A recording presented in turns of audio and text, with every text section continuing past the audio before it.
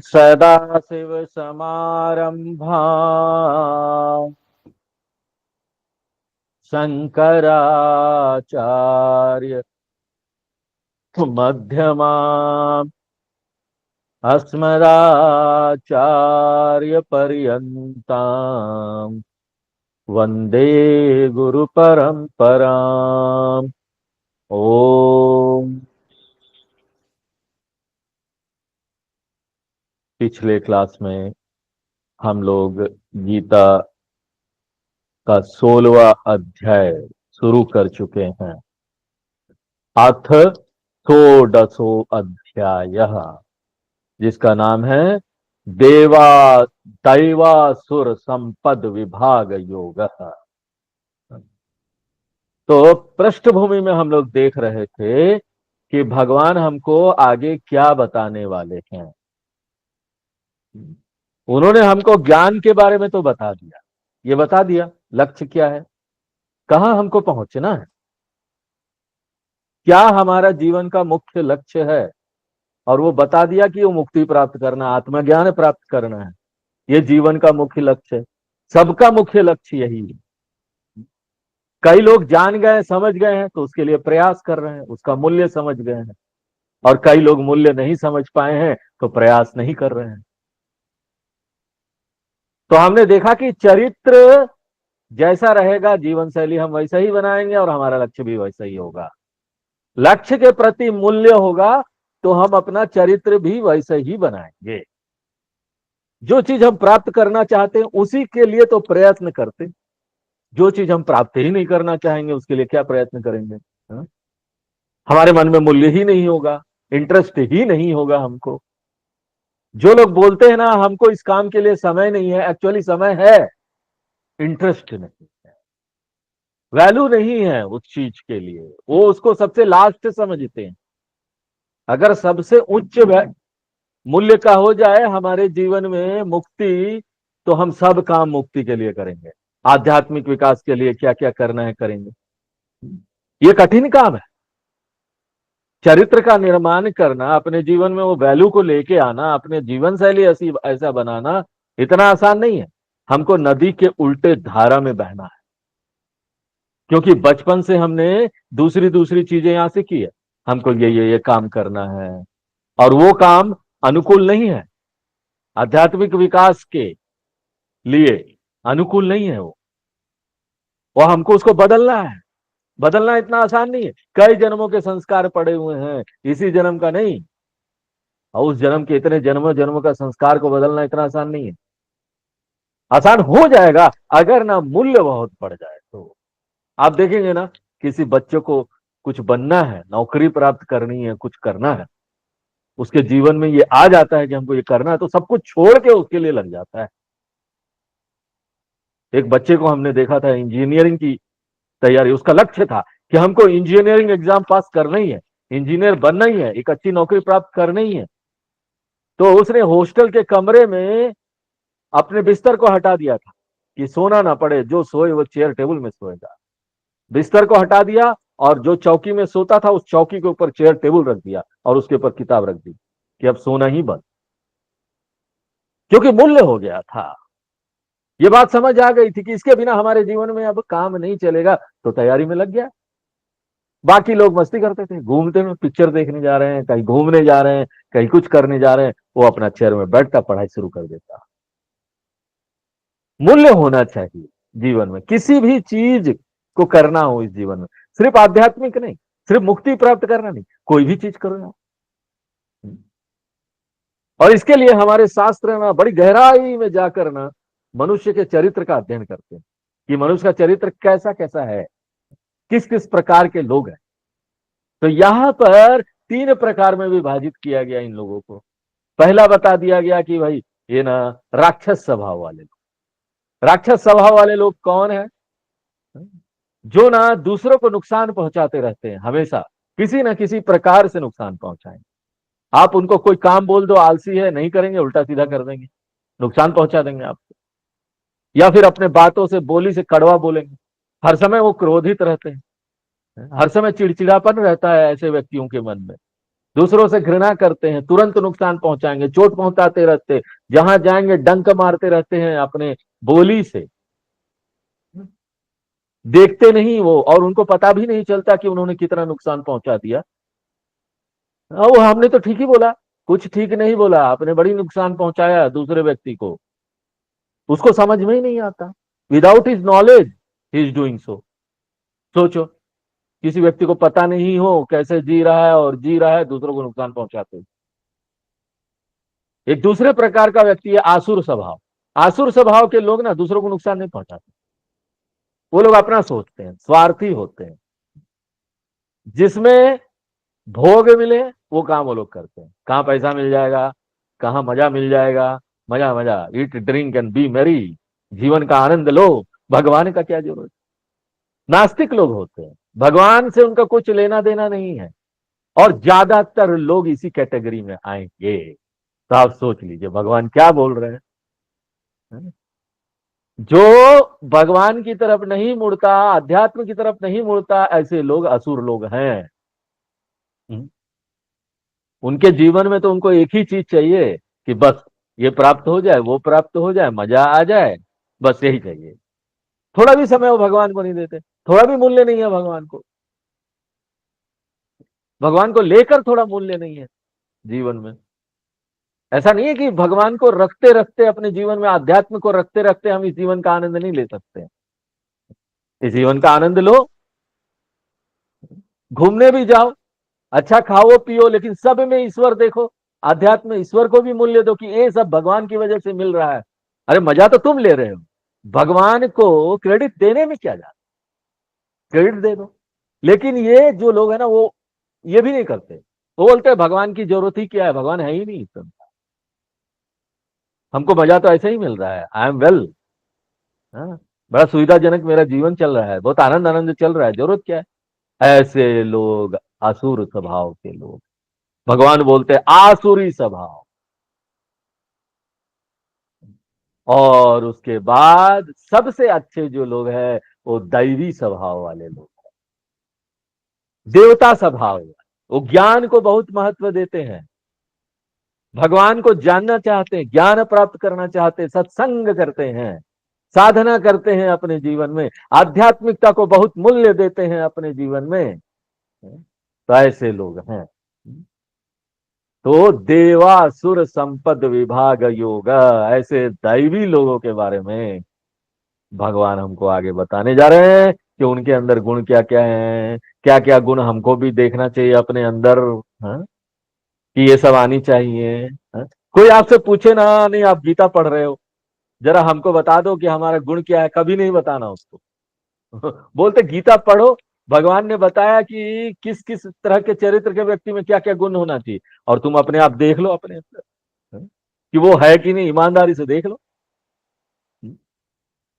बताने का क्या जरूरत, वैसे भी आपके अंदर क्या चल रहा है हम क्या बता सकते हैं। भीतर मन में किसके क्या चल रहा है, मन तो सूक्ष्म है। तत्वबोध बोलते मन आप किसी का पढ़ नहीं सकते, कुछ हद तक थोड़ा जान सकते हो, हाँ? उसका व्यवहार देखकर थोड़ा जान सकते हो ऐसा व्यक्ति होगा, लेकिन बहुत भीतर नहीं जान सकते हो कि इस समय हर एक क्षण क्षण वो क्या सोच रहा है, ये नहीं जान सकते ना आप।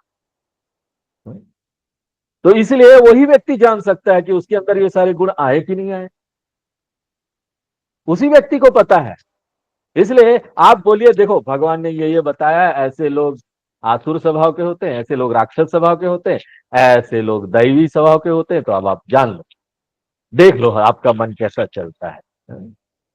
इतना तो ज्ञान है ना, ये कॉमन सेंस तो सबके अंदर होती है कि हम अपने आप को निरीक्षण करके देख ले क्या चल रहा है हमारे। चलिए शुरू करते हैं पहला श्लोक। श्री भगवानुवाच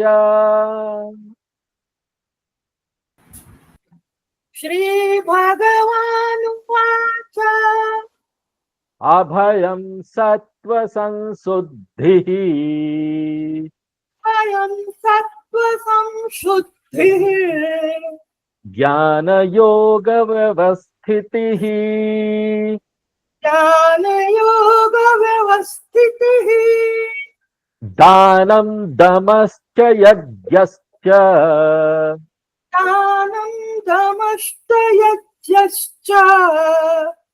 स्वाध्यायस्तप आर्जवम्। स्वाध्यायस्तपार्जवम्।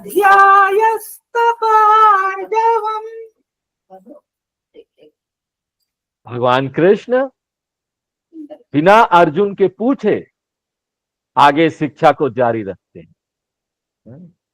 अर्जुन कुछ नहीं पूछा, ज्यादातर समय अर्जुन प्रश्न पूछता है ना, लेकिन यहां पर भगवान अपने आप इसको बताना चाहते हैं अर्जुन को। क्योंकि उनको लग रहा है कि अभी शिक्षा पूरा नहीं हुआ। उन्होंने लक्ष्य तो बता दिया, लक्ष्य आध्यात्मिक है, मुक्ति प्राप्त करना है, लेकिन ये नहीं बताया कि मुक्ति प्राप्त करने के लिए क्या क्या कंडीशन है जीवन में, हमको किस किस प्रकार का कंडीशन को फॉलो करना पड़ेगा, किन किन शर्तों का पालन करना पड़ेगा। देखिए, आप एक पौधा लगाने जाते हैं ना, वहां भी कई शर्तें हैं। कौन सा पौधा है, मिट्टी कैसी है, लाल मिट्टी है, गीली मिट्टी है, और बहुत कड़ा मिट्टी है, सॉफ्ट मिट्टी है, किस प्रकार का वातावरण है, टेम्परेचर कैसा है, उसको ज्यादा पानी चाहिए कि कम पानी चाहिए। तो ये सारी चीजें देखनी होती। जमीन का ऊंचाई कितना है, टेम्परेचर क्या है, ये सारी चीजें देखनी होती। उसी प्रकार से आत्मज्ञान तभी काम करेगा जब ना हम अपना जीवन शैली ऐसा रखते हैं, अपना जीवन को ऐसा बनाते हैं। इसीलिए देखिए, यही कारण है कि ना कल्चर इंपॉर्टेंट हो जाता है। क्योंकि ये आसुर स्वभाव के लोग हैं ना, वो लोग बोलेंगे क्या फर्क पड़ता है, मंदिर में जाओ चाहे मस्जिद में जाओ, वहां भी भगवान है, यहाँ भी भगवान है, क्या फर्क पड़ता है, चर्च में चले जाओ वहां भी भगवान है, यहाँ भी भगवान है, भगवान तो हर जगह है। हैं? क्यों कल्चर, हम जो संस्कृति जी रहे हैं, हमारे त्योहार हैं, हमारे मंदिर है, क्यों महत्वपूर्ण हो जाते हैं?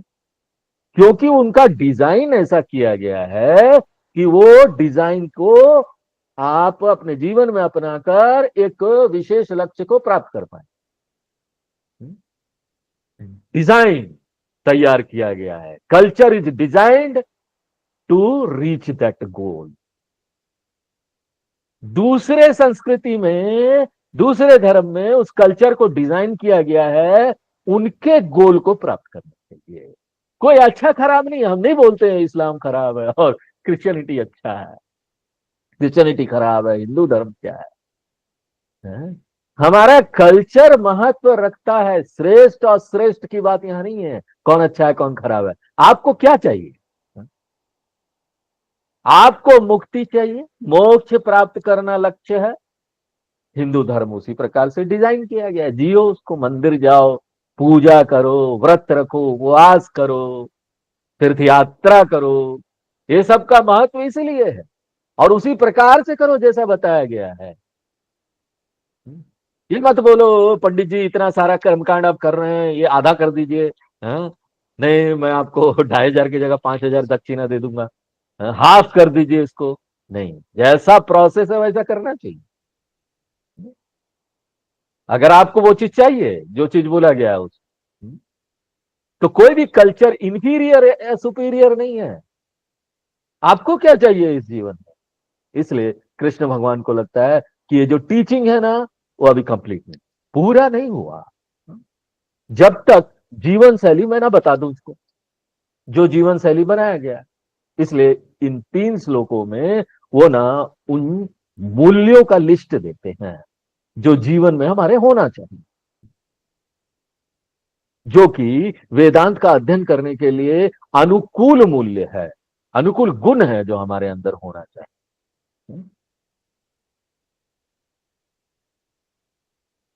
शुरू में भी और बाद में वेदांत के ज्ञान को आत्मसात करने के लिए, उसके लिए भी चाहिए। दोनों महत्वपूर्ण है ना। पहले आप ज्ञान प्राप्त करें, वो भी महत्वपूर्ण है, फिर उसका एसिमिलेशन करें, उसको आत्मसात करें, ये दोनों महत्वपूर्ण है। इसलिए भगवान यहां पर लिस्ट देते हैं, ये सब जीवन का मूल्य है जिसको दैवी संपद बोलते हैं।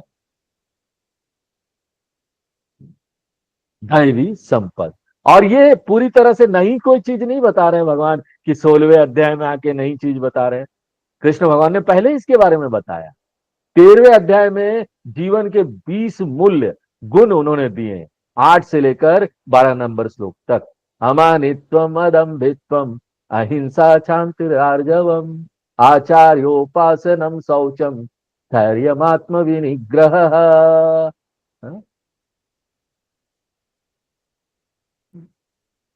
तो वहां पर उन्होंने जीवन के ये सारे मूल्य बताए थे।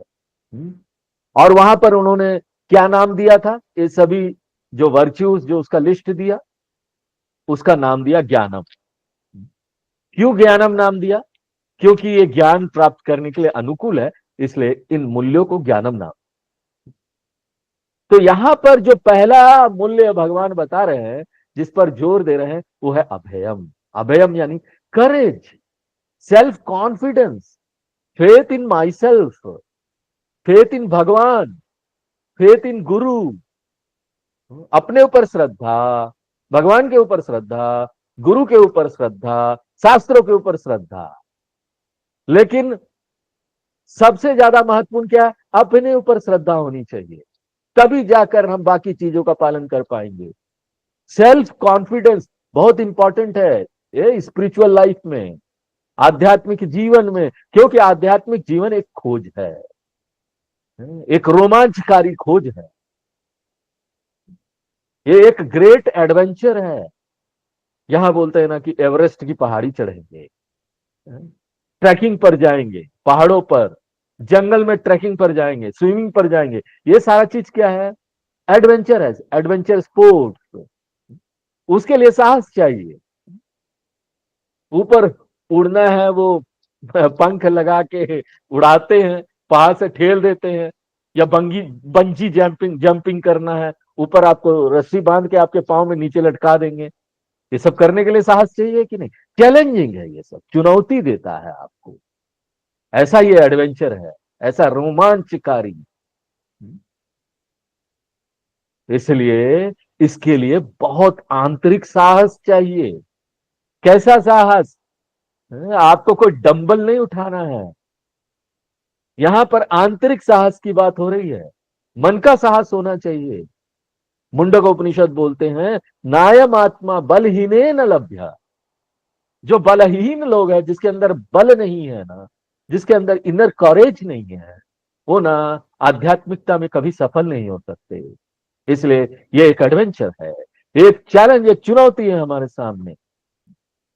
एक व्यक्ति इसको बड़ी दृढ़ता के साथ सतत कर सकता है, इसका पालन कर सकता है। कब? जब ना उसके मन में लक्ष्य के लिए भयंकर मूल्य हो, तीव्र मूल्य हो। और ये आसान काम नहीं है। हम पैसे का मूल्य तुरंत देख लेते हैं। हाँ? नहीं नहीं, पैसा नहीं जाना चाहिए, पैसा तो बहुत महत्वपूर्ण है, बैंक में कितना फिक्स डिपॉजिट है, कितना आगे काम आएगा, ये सब महत्वपूर्ण है। हाँ? एक बच्चा भी ये जान लेता है कि पैसा कितना महत्वपूर्ण है। पद कितना महत्वपूर्ण है, किसी को मैनेजिंग डायरेक्टर की पद मिल गई, पदोन्नति हो गई ऑफिस में, कोई जनरल मैनेजर हो गया, कितना महत्वपूर्ण है, कितना सेलिब्रेट करते हैं। हम इतनी सारी चीजें खरीद के लाते हैं, अपने पास जमा करते हैं, कितना वो महत्वपूर्ण है। हमको कोई पावर मिल गया, वैल्यू ऑफ पावर, वो सब लोग जानते हैं, ये सब लोग समझते हैं। तो अगर हमको सतत बिना रुके, बिना किसी बाधा के साथ इसको करना है ना, तो हमको जानना चाहिए कि आध्यात्मिक लक्ष्य कितना महत्वपूर्ण है। और इसके लिए ना आंतरिक परिपक्वता चाहिए बहुत ज्यादा, क्योंकि बहुत कम लोग इसको समझ पाते हैं। व्यक्ति को बहुत आंतरिक मैच्योरिटी चाहिए। ज्यादातर लोगों को इसका मूल्य पता नहीं, इसलिए ज्यादातर लोग इसमें नहीं आएंगे। माइनॉरिटी होता है यहां पर, माइनॉरिटी कमीशन है ये, माइनॉरिटी यात्रा है ये। ज्यादातर लोग इसके लिए वोट नहीं करते। कृष्ण भगवान 7वें अध्याय में ये बताए थे हमको, मनुष्या नाम सहस्रेशु कश्चिद यतति सिद्ध है। कश्चित, कुछ लोगों को यह पता चल जाता है कि यही है जीवन में जो है, बाकी कुछ नहीं है। इसलिए हम लोग जो यहाँ बैठे हुए गीता पढ़ रहे हैं ना, ये माइनॉरिटी में है, थोड़े से लोगों में से है। आध्यात्मिक साधक जो खोजी होता है ना, वो हमेशा माइनॉरिटी में ही होता है, कम होता है, इक्का दुक्का तिक्का ऐसे होता है। इसलिए ये जो आध्यात्मिक यात्रा है ना, ज्यादातर समय ये अकेले की यात्रा है। आपके लेवल पर आपको दूसरा कोई मिलेगा ही नहीं। आप सोचेंगे चलो बात कर ले उससे, क्या बात करेंगे, वो उस लेवल पर ही नहीं है, परिपक्वता है ही नहीं उसके लिए, इसके लिए मूल्य ही नहीं है, तो आप अकेले हो गए ना। समझ भी अकेले रहे, हंस भी। इसलिए ज्ञानी लोग है ना, अपने अपने हंसते रहते हैं, तो लोग उनको पागल समझते हैं। किससे बात करें, हाँ? दूसरा कहाँ ज्ञानी मिले हमको। तो ना इसके लिए जरूरी है कि हमारे मन में बड़ा साहस हो। क्योंकि ना लोग यहाँ पर बोलते हैं कि स्वामी जी, आप जिस तरह से सफेद कपड़े पहनकर खाली ये सत्संग करते हैं ना, इससे तो अच्छा नरक में जाना है। अरे पैसे हो तो मजा करो, लाल पीले कपड़े, हाँ, हाँ, इस तरह से घूमो फिरो, हाँ।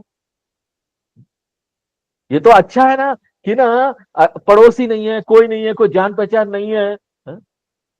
अरे स्वामी जी, हम तो नरक में जाना पसंद करेंगे अगर वहां पर पड़ोसी लोग हैं तो। अकेले तो हम स्वर्ग में भी रहना पसंद नहीं करेंगे, हाँ? तो ना कुछ ऐसे लोग होंगे जो आपके ऊपर टोन मारेंगे, आपके ऊपर हंसेंगे, आपका मजाक उड़ाएंगे गीता पढ़ने के लिए। वो पूरे पूछेंगे, अरे अभी से क्या हो गया भैया, हाँ? अभी से गीता पढ़ रहे हो, किसी लड़की से प्यार हो गया था क्या, हाँ? छोड़ के चले गई हो क्या, हाँ? लव अफेयर है कुछ, बिजनेस में कुछ लॉस हो गया क्या। उनको लगता है कोई दुख आया हो, कोई ट्रेजेडी हो, तभी कोई गीता पढ़ेगा।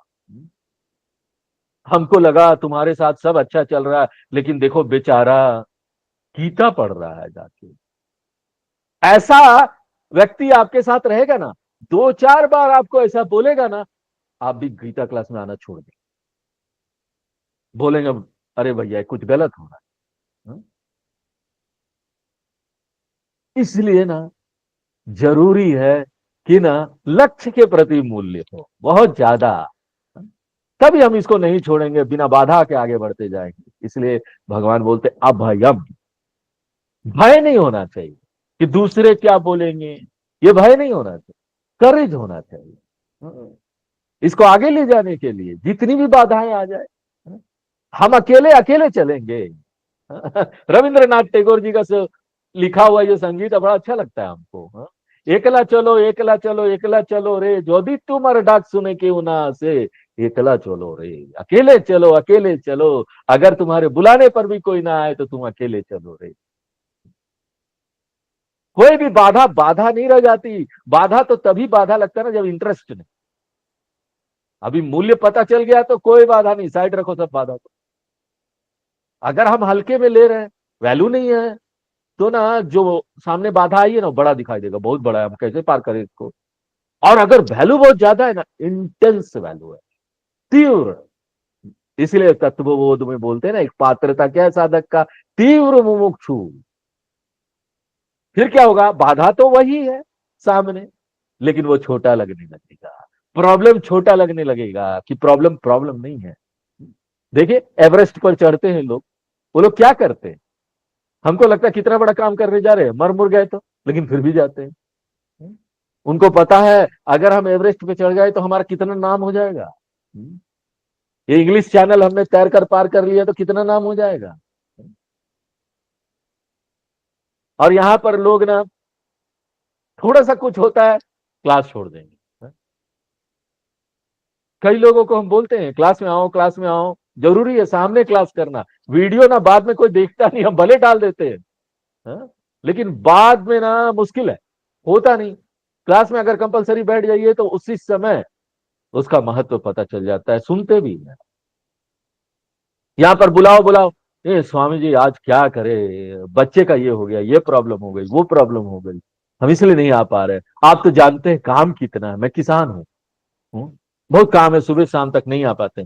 हम उनको नहीं बोलते आओ, बोले कोई बात नहीं, हमको मालूम है जीवन में उसका मूल्य नहीं है, इसलिए हम उनको कोई बात नहीं, वीडियो सुन लेना, हाँ? वीडियो देख लेना, वीडियो तो रिकॉर्ड करके डालते ही हैं।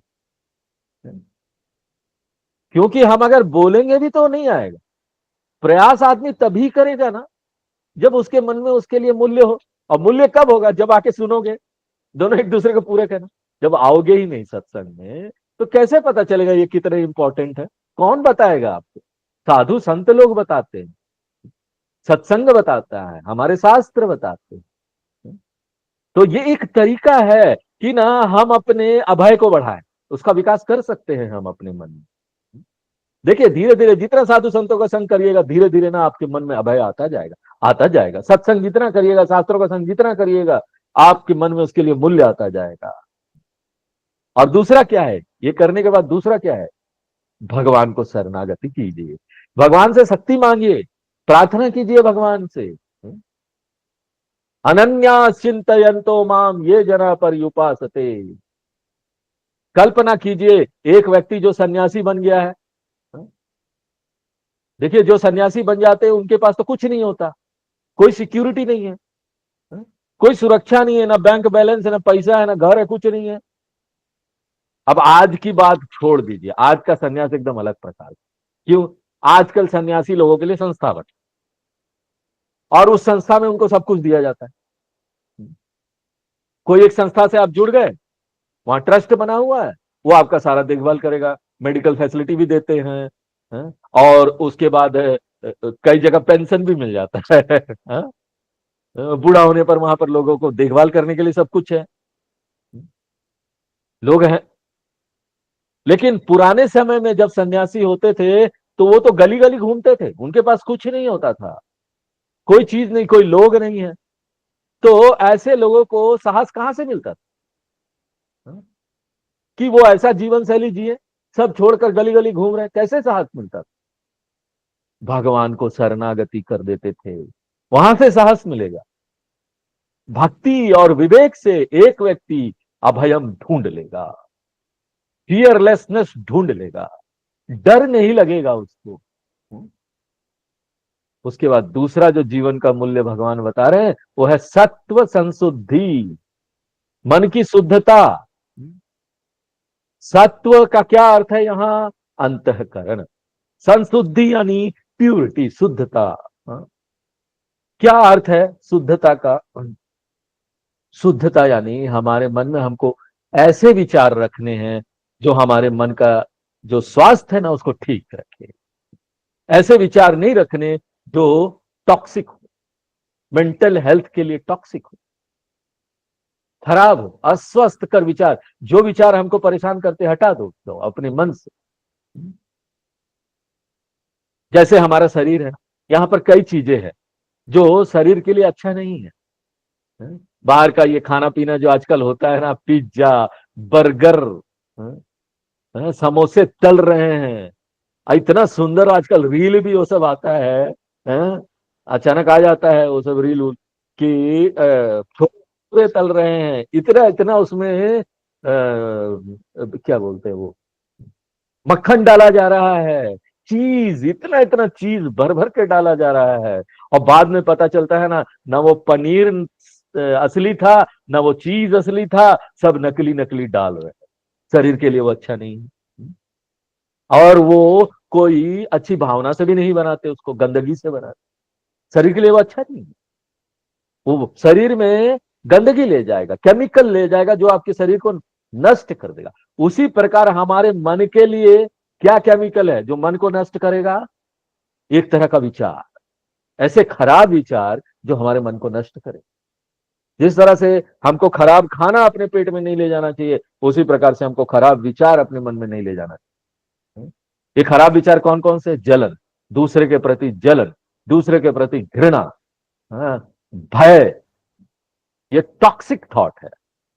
ऐसे विचार है जो मन में लंबे समय तक रहेंगे ना, वो आपके मन को नष्ट कर देंगे, आपके मन को वीक कर देंगे, कमजोर कर देंगे। इसलिए सत्व संशुद्धि यानी हमको ना हमारे विचार पर सतत नजर रखना है, देखते रहना है कैसे विचार आ रहा है, गलत विचार नहीं आना चाहिए।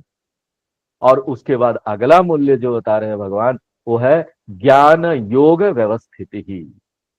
पूरे जीवन शैली में हमको इस बात को नहीं भुलाना चाहिए कि हमारे जीवन का लक्ष्य क्या है, उद्देश्य क्या है, जिसके लिए हम ये जीवन जी रहे हैं, इस सब चीजों का पालन कर रहे हैं। क्या उद्देश्य है? आध्यात्मिक ज्ञान, आध्यात्मिक ज्ञान प्राप्त करना उद्देश्य है। और ज्ञान अपने आप नहीं होगा। हाँ? क्या नेचुरली हो जाएगा ज्ञान? हम बैठे रहे और ज्ञान हो गया, ऐसे होता है क्या? बहुत सारी चीजें जो है ना वो अपने आप हो जाता है समय आने पर। उसके लिए आपको कोई मेहनत नहीं करना पड़ता। जैसे शरीर में झुर्रियां आ जाती है चेहरे पर, उसके लिए कोई मेहनत करना है? बस जिंदा रहिए, झुर्रियां आ जाएगी। हाँ? बाल सफेद हो जाते हैं, उसके लिए कोई मेहनत करना है? जिंदा रहिए, बाल सफेद हो जाएंगे। हाँ? दांत सब चले जाते हैं, उसके लिए कुछ करना है? साधना। हाँ? दांत आने के लिए अपने आप आ जाते हैं समय पर। तो कुछ चीजें अपने आप हो जाती है समय पर, लेकिन ज्ञान ऐसा चीज है ना, वो अपने आप नहीं होगा। कोई भी ज्ञान हो, आपको फिजिक्स का ज्ञान चाहिए यहां पर, तो आप अच्छा जीवन जिएंगे, मैं अच्छा व्यक्ति बन जाऊंगा ना, तो मुझे फिजिक्स का ज्ञान आ जाएगा। ऐसा होगा क्या? नहीं होगा। हम अच्छा अच्छा काम करेंगे, अच्छा व्यक्ति बन जाएंगे, एक समय आएगा जब हम एमएससी फिजिक्स हो जाएंगे, ऐसा नहीं होगा। उसके लिए हमको कॉलेज जाना पड़ेगा, सिस्टमेटिक अध्ययन करना पड़ेगा, स्टडी करना पड़ेगा। ये ऑटोमेटिकली नहीं होगा। तब जाकर फिजिक्स का ज्ञान आ जाएगा, केमिस्ट्री का ज्ञान आएगा। इसके लिए अलग से हमको मेहनत करना पड़ता है। और इसके लिए आपको फिजिक्स का गुरु चाहिए, केमिस्ट्री का गुरु चाहिए, फिजिक्स की किताबें चाहिए, केमिस्ट्री की किताबें चाहिए। कई लोग जाते हैं, बोध गया में बोधि वृक्ष है, उसके नीचे बैठ जाएंगे कि भगवान बुद्ध को ना अचानक मुक्ति मिल गई, इस बुद्ध वृक्ष के नीचे बैठकर तो शायद हमको भी मिल जाए। वो वहां बैठते हैं और वेट करते हैं कि कोई पत्ता ऊपर से गिरेगा, अचानक उसमें पत्ते में ज्ञान होगा और उसके सिर में ज्ञान भर जाए। हाँ? ऐसा कभी नहीं होने वाला। ज्ञान अपने आप चमत्कार से कहीं नहीं आएगा। हाँ? इसके लिए हमको वर्क हार्ड करना पड़ेगा, मेहनत करनी पड़ेगी। You have to work and work hard. इसलिए कृष्ण भगवान बोलते ज्ञान योग व्यवस्थिति ही, कमिटेड परस्यूट होना चाहिए, हल्के में नहीं लेना चाहिए, बहुत दृढ़ता के साथ इसमें चलना चाहिए। ज्ञान योग में यानी श्रवण करना है, रेगुलर क्लास में आना, एक दिन का भी क्लास ना छूटे, श्रवण करते रहे, सतत करना है। और व्यवस्थित रूप से होना चाहिए, एक ग्रंथ के बाद दूसरा ग्रंथ, फिर तीसरा ग्रंथ, जैसा वो लाइन से बताया गया है। इसको बोलते हैं वेदांतिक शास्त्रों का अध्ययन। और ये लंबे समय तक होना चाहिए। और इसके लिए भी एक गुरु चाहिए, under the guidance of a competent teacher, एक सक्षम टीचर चाहिए। हा? और आप बड़े बोर हो गए होंगे, बार बार हम ये बात बोलते हैं। हा? सतत अध्ययन करना, हा? लंबे समय तक व्यवस्थित रूप से वेदांतिक शास्त्रों का एक सक्षम आचार्य के मार्गदर्शन में, इसको ज्ञान योग बोलते हैं। आप थक जाएंगे, बोर हो जाएंगे, लेकिन मैं बोलते बोलते नहीं थकूंगा। श्रवण करना है, मनन करना है, जो सुना है उसके ऊपर मनन कीजिए, विचार कीजिए, समझिए, अपने डाउट को दूर कीजिए, उसके बाद निधि ध्यान कीजिए, उसको आत्मसात कीजिए। आत्मसात करना क्या हुआ? हम जो जानते हैं और हमारा जो जीवन शैली है उसमें कोई अंतर नहीं होना चाहिए। इसलिए व्यवस्थिति का क्या अर्थ हुआ? कमिटमेंट, निष्ठा होना चाहिए। निष्ठा के साथ कीजिए, ईमानदारी के साथ कीजिए, रेगुलर कीजिए, जैसे तैसे हल्के में नहीं करना। ज्ञान योग का श्रवण मनन निधि ध्यान, उसके लिए क्या करना है? रेगुलर क्लास अटेंड कीजिए। अगले क्लास में भी जरूर आइए। आज यही पर विराम दो। ओम पूर्णमदः पूर्णमिदं पूर्णात् पूर्णमुदच्यते पूर्णस्य पूर्णमादाय पूर्णमेवावशिष्यते। ओम शांति शांति शांति।